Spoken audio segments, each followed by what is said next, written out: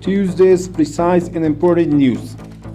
Bin Boldak District Hospital to be upgraded from 25 to 50 beds. The Deputy Minister of Public Health Dr. Muhammad Ghiyasi visited some of the health centers in Kandahar and praised the services of health employees. Mr. Ghiyasi assured in this visit that the hospital of Bin Boldak District will be upgraded from 25 to 50 beds.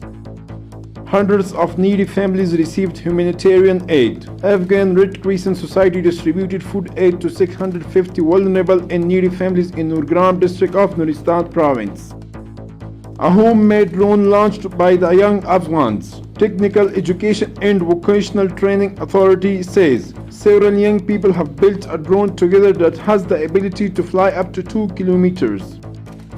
650 Mujahideen graduated from 215 Azam Corps in Helmand. Ministry of Defense says that 650 newly recruited soldiers graduated from 215 Azam Corps after completing their training courses. According to ministry, newly graduated soldiers pledged that they will spare no efforts to serve people in Islamic system.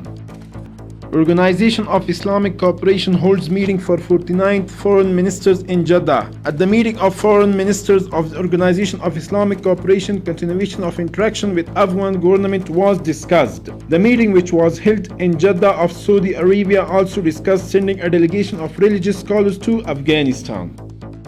Dozens of passengers stranded in snow rescued. The Ministry of Public Works says that it has rescued dozens of stranded passengers during the recent snowfall on the snow-stricken roads.